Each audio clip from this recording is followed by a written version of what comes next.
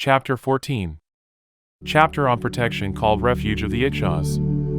O great goddess Shri, a devout son or daughter of noble family who wishes to make inconceivably great and extensive offerings of resources and articles to past, future, and present Buddhas, and who is keen to know the profound Buddhist sphere of past, future, and present Buddhas, should listen to this King of Glorious Sutras, the sublime golden light with full conviction, concentrated mind, and attentive ears at the place, monastery, or forest retreat where this sublime golden light is expounded fully. Then the Tathagata, the transcendent victor, spoke these verses to further elaborate this point. He who wishes to make inconceivable offerings to all Buddhas, and who wishes to know the profound sphere of Tathagatas, should go to the place, whether monastery or dwelling, where this sublime sutra is explained. This sutra is inconceivable, for its ocean of virtue is without end. It frees every being from countless oceans of suffering. I have not seen the beginning, middle, nor likewise this sutra's end. This sutra is deeply profound, for there is nothing with which it compares, neither grains of sand in the Ganges, those on earth, in the oceans, nor atoms in the sky are its equal. When entering the sphere of reality, he should go at that time, for inside there is a stupa whose nature is Dharmadhatu, unchanging and profound. Inside it, he will behold Buddha Shakyamuni expounding this sutra in a charming, melodic voice. There and then he will know this: anyone who hears this sutra gathers an inconceivable mass of merit. Thus, for astonishing, incalculable tens of millions of eons, they will experience pleasures human and divine. As soon as he enters that monastery or dwelling, his negative deeds will fall away. For those who are able to cross hundreds of leagues, immured by pits of fire, and endure acute hardship to hear this sutra, all bad dreams and evil signs, afflictions of planets and stars, dreadful spells and demons will immediately depart. The moment he enters that monastery or dwelling, inside, he should set up a throne resembling a lotus, as revealed to him in a dream. Seated upon that throne, he should thoroughly teach this sutra. He should read what is written and likewise understand it. When he comes down from this throne, although he may go to another place, miracles will be seen there upon that throne. At times, the form of the Dharma preacher will be observed. At others, Buddha and Bodhisattva figures will be seen. Sometimes the shape of Samantabhadra, likewise, the forms of Manjushri, and on occasion Maitreya too, will appear upon that throne. At times, only light will be seen. At times, there will be gods, appearing just for moments and turning invisible again. Praised when seen, Buddhas bring success in all places. Grain and signs of excellent fortune are magical creations of Buddhas. They ensure victory, glory, and fame, turning back violent challengers. They crush foreign forces completely, laying battle foes in ruin. They bring victory in war. Pacifying all bad dreams, they annihilate negative actions and pacify all non-virtuous deeds. The whole of this Jambudvipa will resonate with his fame. His enemies will be utterly routed, his foes will be vanquished in full. He will abstain entirely from evil acts. Completely victorious in battle, he will be utterly without enemy and filled with supreme joy. King Brahma, Chakra, and the world protectors, also the lords of the 33, Samjnaya, the chief conqueror, and Vajrapani, the Yaksha lord, Anavatapta, lord of Nagas, Sagara, and the Asura lords, the lords of the Kinnaras, and likewise, the lords of Garudas. These leaders and others, and all the gods too, will come to worship without end the inconceivable stupa of Dharmadhatu. As they see beings worthy of veneration, they will be filled with intense delight. All the glorious lords of gods will speak thus to themselves and one another. Behold, all those bestowed with merit, excellence, and glory, men with pristine merit, their faith beyond belief, have arrived at this place to hear this profound sutra. They revere the stupa of Dharmadhatu. Inspired by compassion for the world, they work for the welfare of beings. They are vessels for the essence of that Dharma which is profound. By entering the sphere of reality into this sutra, they completely arrive. Those who hear this sublime virtue, the sublime golden light, in previous times have pleased hundreds of thousands of Buddhas. Through these roots of virtue, those who have heard this sutra will be granted full protection in the four directions and in all places by the kings of gods and Sarasvati, likewise Shri and Vaishravana, by the four kings with hundreds of thousands of Yakshas, possessed of miraculous power and great strength.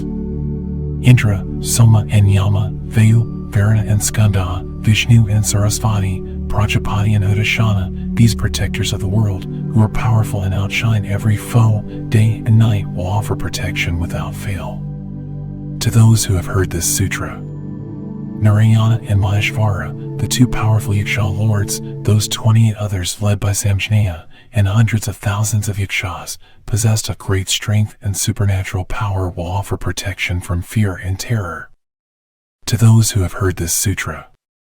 Vajrapani, Lord of the Yakshas, along with 500 Yakshas too, and every Bodhisattva will offer protection to those who have heard this sutra. Manabhadra, Lord of Yakshas, likewise, Purnabhadra, Kambira and Adavaka, Pingla and Kapila too.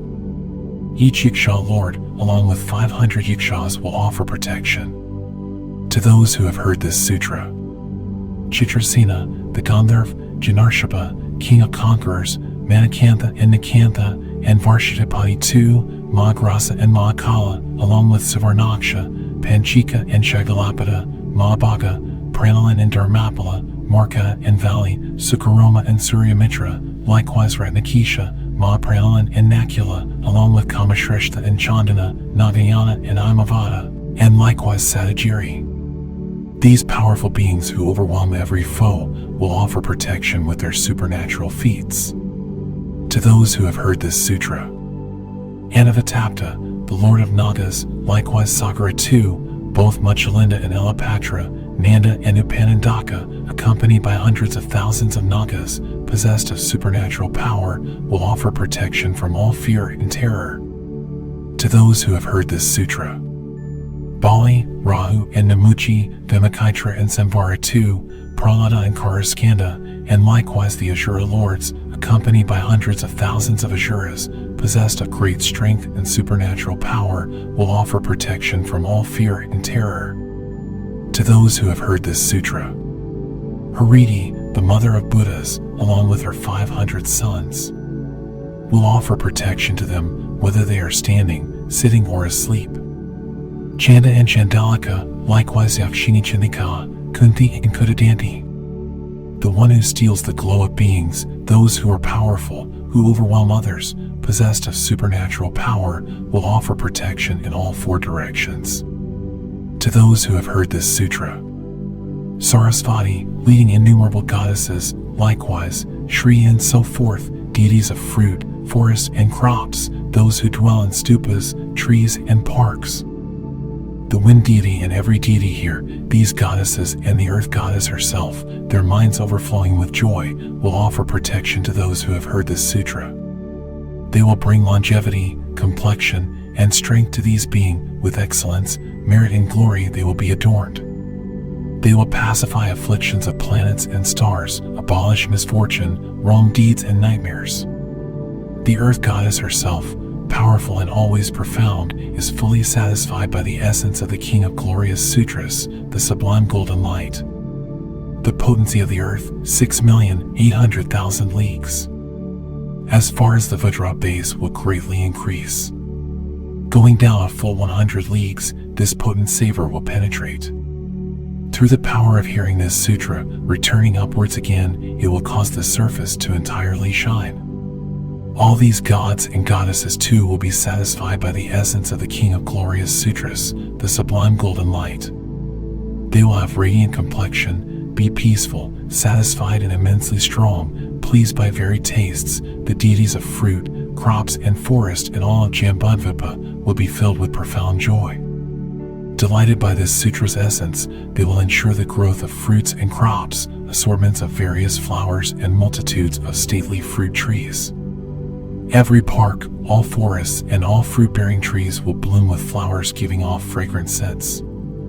On this earth will grow every kind of forest and bush, adorned with flowers and laden with fruit.